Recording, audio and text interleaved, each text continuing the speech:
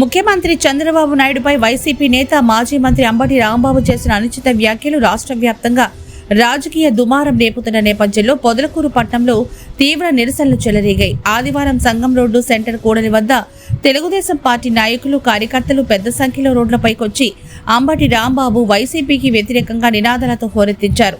అనంతరం అంబటి రాంబాబు దిష్టిబొమ్మను దహనం చేస్తూ తమ ఆగ్రహాన్ని వ్యక్తం చేశారు. రాష్ట్రాన్ని అభివృద్ధి పదంలో ముందుకు నడిపేందుకు ముఖ్యమంత్రి చంద్రబాబు నాయుడు అహర్నిశలు కష్టపడుతుంటే వైసీపీ నేతలు రాజకీయ ద్వేషంతో వ్యక్తిగత దూషణలకు దిగడం సిగ్గుచేటని టీడీపీ శ్రేణులు మండిపడ్డారు.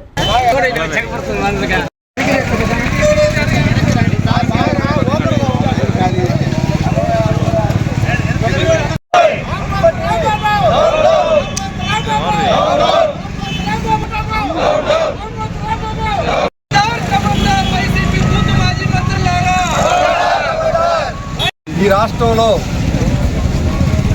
గత కొద్ది రోజులుగా ప్రధాన ప్రతిపక్షమైనటువంటి వైఎస్ఆర్సీపీ 11 సీట్లతో ఈ రాష్ట్ర ప్రజలు వారి యొక్క విధి విధానాలని గత ప్రభుత్వం చేసినటువంటి మాజీ ముఖ్యమంత్రిగా ఉన్నటువంటి జగన్మోహన్ రెడ్డిని, మాజీ మంత్రులుగా ఉన్నటువంటి అంబటి, కాకాని లాంటి అనేక మందిని ఇళ్ళకు పంపించారు.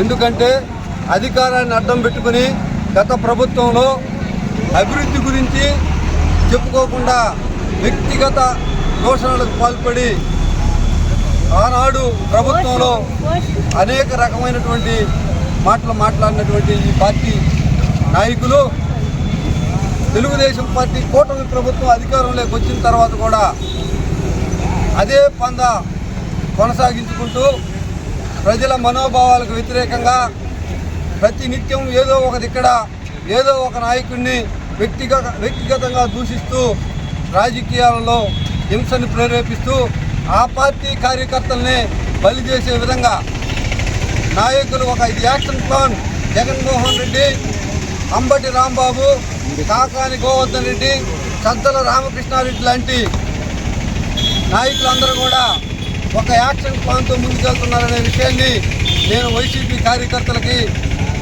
సామాన్య ప్రజానికానికి కూడా తెలియజేసుకుంటున్నాను. ఎందుకంటే నిశ్శబ్దంగా ఉన్నటువంటి వైసీపీ పార్టీని రానున్న స్థానిక ఎన్నికల్లో ప్రజాక్షేత్రంలోకి తీసుకురావాలంటే ప్రజల్ని రెచ్చగొట్టాల్సిన అవసరం వాళ్ళకు ఉంది.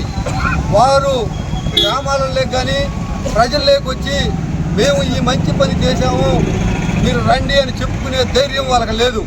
ఎప్పుడైతే అభివృద్ధి, సంక్షేమం కానీ మంచి విషయాలు వాళ్ళు చేయలేదు కాబట్టి ఈ పందా ఎన్నుకొని అక్కడక్కడ స్థానికంగా కాకాని గోవర్ధన్ రెడ్డి కానీ, రాత్రి నిన్న అంబటి రాంబాబు కానీ పదే పదే మీరు అందరూ కూడా చూస్తూ ఉంటుంటారు.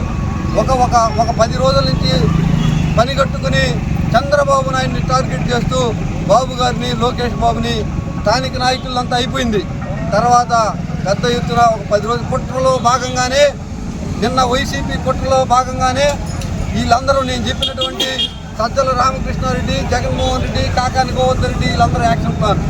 ఈ కుట్రకి కారణం వీళ్ళందరూ ఉన్నారు. వీళ్ళందరూ కూడబలుక్కునే నిన్న అంబటి కాంబోతు, అంబటి గంట అంబటి వ్యక్తిగత హననానికి పాల్పడ్డాడు. మాట్లాడటం చాలా సేపు పట్టదు. ఆయన ఎవరిని మాట్లాడాడో తెలుసా? తెలుగుదేశం పార్టీ నాయకులకి దేవుణ్ణి, మా దేవుడు చంద్రబాబు నాయుడిని నానా బూతులు తిట్టాడు.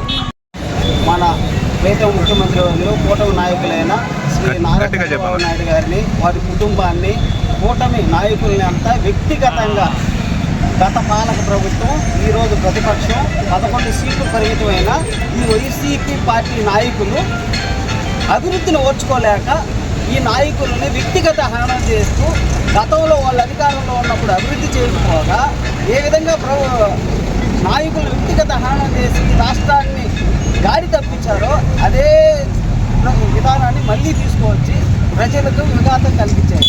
సామాన్యుడికి కావాల్సిన అభివృద్ధి ఈరోజు ప్రభుత్వం చేస్తుంది. ఏదైనా పాలసీలో మిస్టేక్ ఉంటే పాలసీ మీద మాట్లాడాలి. వ్యక్తిగత విధాలు నాయకుల గురించి మాట్లాడితే ప్రజాక్షేత్రంలో ఇది మంచిది కాదు. మరొక్క మాట ఈ వైసీపీ కార్యకర్తలకి, ఇంకో 15 సంవత్సరాలు కూటమి ప్రభుత్వమే అధికారంలో ఉంది.